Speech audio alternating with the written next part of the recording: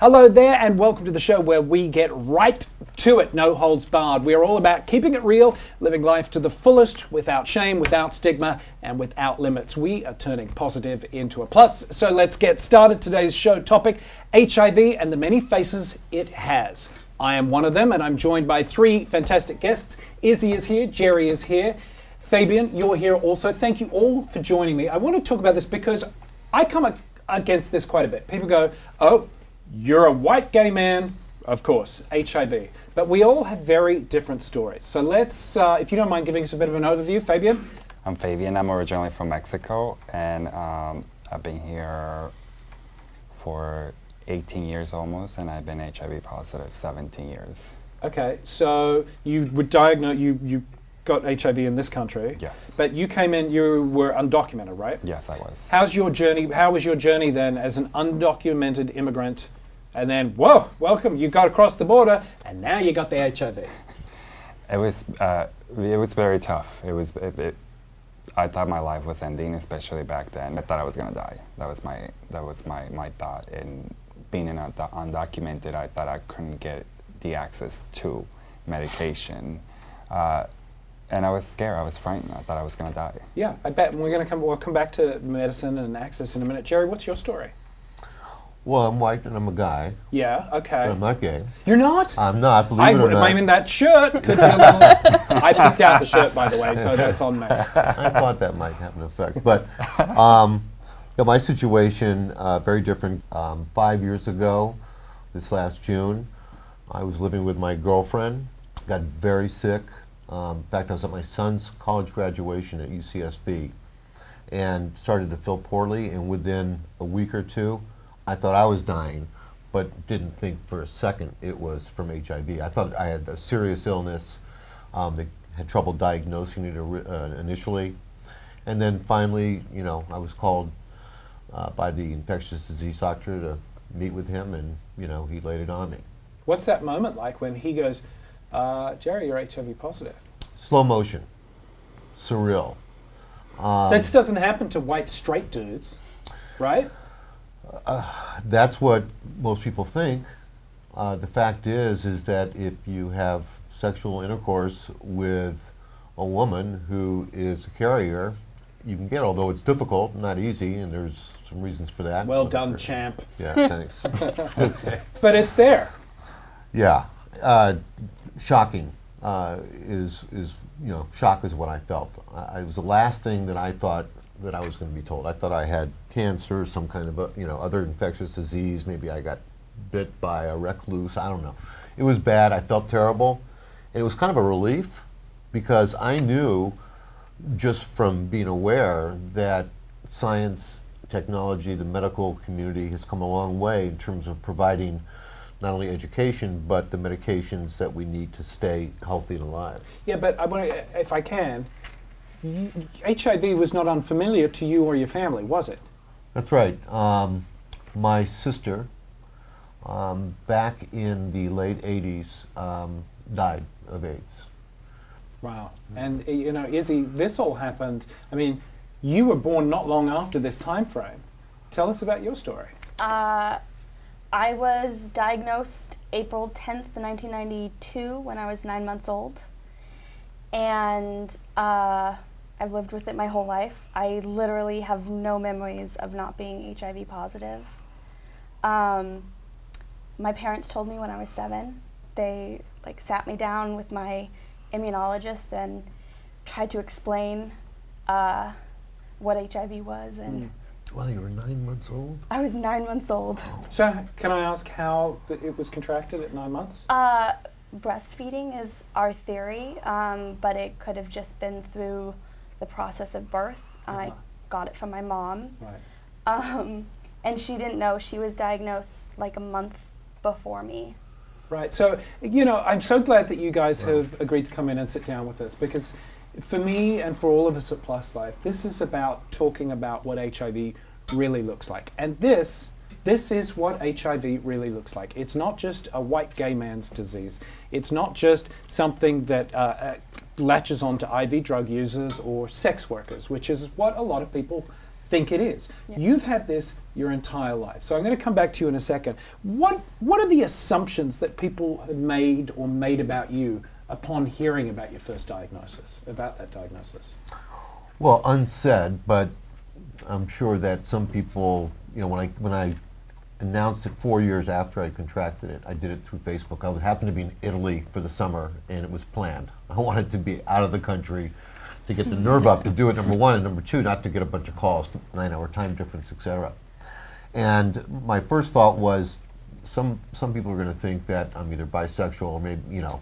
Oh, he must have been playing around on the side. Right. I don't think anybody thought I was gay. I think they might have thought maybe that, but nobody ever said it. It was just my own thought process that was taking a certain percentage of people and saying, okay, they probably think this. I don't know if it's true or not. But at the end of the day, I think more than anything that kind of bothered me the most, that I had to explain myself all the time. You know, people aren't really aware that that non-white gay people can get HIV and AIDS. Yeah. Fabian, here you are. You have crossed the border successfully. You're in America, land of opportunity and dreams. You're about to start your life, and great. And you've got this diagnosis. How did you get into the healthcare system and get treated? There were this thing that calls ADAP, which helps people like me that they don't have papers, or they're undocumented, which I was at the time. It was very frightening before getting there, and it was a scary time for me because I was 17 years old. Right, but here you are all these years later, living proof Yes. that you get through it, right? Yes, definitely. Through medication, all the healthcare system that helped me with therapy, and more than anything, medication, you know. So what would you say to someone who is undocumented, who is maybe seeing this via their smartphone, and might think, gosh, maybe I've put myself in a situation where this might be something, but I dare not go to the clinic to get tested? What do you say? I would say to them, you need to get tested first of all for most, and then if you start taking the medication, don't be afraid. You know, it's better to know now. And our culture is very still, I think till this day, taboo talk about this HIV, because if you have it, either you're gay or you're a whore, and it's still taboo, you know, and still think that it's a death sentence. Yeah.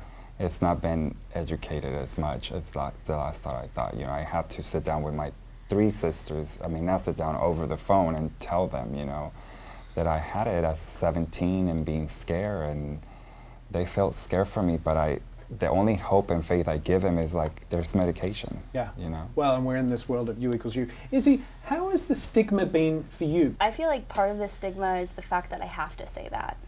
Is right off the back when I That tell goes people. to your point, doesn't it? Is Exactly.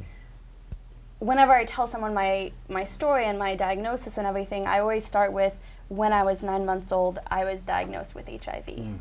Because I know that, they're going to think these thoughts of who I am and make judgments on me when it's I was born.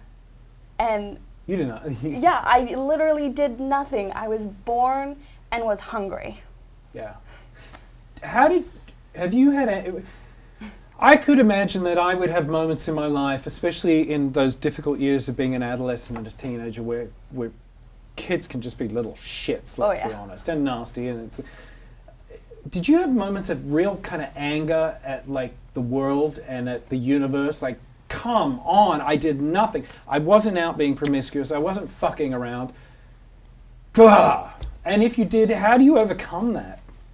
I wasn't angry at fate or anything. I was more angry at the education system for not teaching my peers. What kind of stigma did you face? Wow. It was a tough one because at the time I was going to high school, and just like you said, you know, it's pretty tough, especially since I got, you can't tell them, but at the same time, they probably knew because that's where I got tested, and I was pulled aside on my own. At school? At school, High school, they were doing HIV tests? Health department came in Really? and said, whoever wants to take it, you can take it, and I never took one.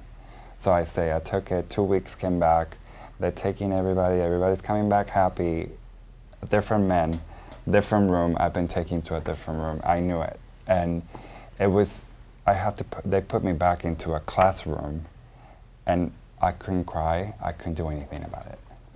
And it was the most, it was tough. Like People knew? Like, I'm sure because I was put with a different man in a different room. You were separated out. It was like, it was very like. So from the diagnosis point on, how do you approach love and sex? How do you approach love and sex? I mean, you're married now, Yeah. very happily married. How do you guys approach love and sex now? I mean, Dating is horrific. You know, when you tell the person that you're dating that you're HIV positive, you know, I was totally confused by it. I really needed to be in some type of support group, and there aren't many for non-gay IV using white males.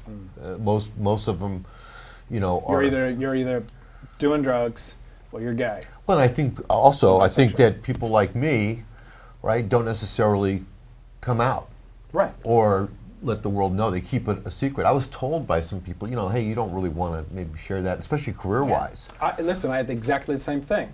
I work in television. Right. You don't want to be known as the guy with HIV. And I know what you're saying about the dating and the disclosing.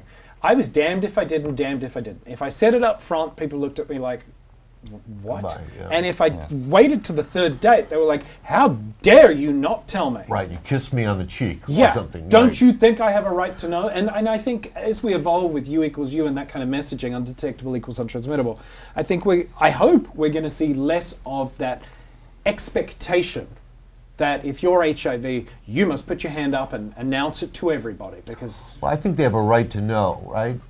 In fact, we're required by law. Yeah. But it's the same thing if you had herpes or some kind of other, you know, STD, right?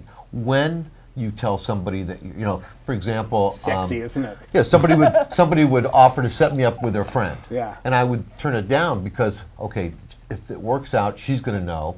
And if we break up, she's going to tell her friend. I mean, what goes through your mind, and so you just back off. Yeah. And, you know, I haven't really dated since I got diagnosed. I just went on with my life. You know, I was headed towards retirement. I was 5 years away from retirement. Life was good, and then boom. Yeah. So the thought that I might be in a relationship again didn't really cross my mind. Izzy, you've had this your whole life, so maybe this question's a bit redundant, but how do you find the power within yourself? How do you find your voice to stand up against this and not let it define you and rule you and take over? Humor. Humor is a big part of my life and how I deal with all of this. I've found it's really, I don't know, like soothing to laugh when bad things happen. Mm-hmm. Yeah, sure. Because of the HIV, when I was 15, I had cancer. And Thanks. I know. Just keep throwing it at me. Exactly. Yeah. And so what happened was my birthday, and I, like, maybe 5 days before I had a biopsy, so I was on Vicodin, my friends were over, we had like pizza, it was amazing, and then my friends went home, and my parents sat me down, my divorced parents like sat me down, so I knew and you're like, something. hang on, I've done this before with you guys. And then they just like explained that the hospital had called and that I had cancer, and I laughed. Because it's like, that's the only reaction that is like, it's either laughing or sobbing, and I prefer laughing. Who doesn't prefer laughing? Guys, I want to thank you all for coming in and sharing your stories. It's really important. As I said at the top of this, HIV doesn't just look like this. It looks like all of these people and many, many people out there in your lives. You may not know it, but HIV, just like cancer, it touches everyone. So guys, thank you very much for joining us. And thank you. I want you to join in this conversation. It ain't over yet. If you would like to find out more about this particular episode or anything we're doing at Plus Life, you can follow us across your favorite social media platforms at Plus Life Media, hashtag End HIV Stigma. We're going to have a little after show talk that will carry on, and you can find that at pluslifemedia.com. That's going to do it for this Plus Talk. I'll see you next time.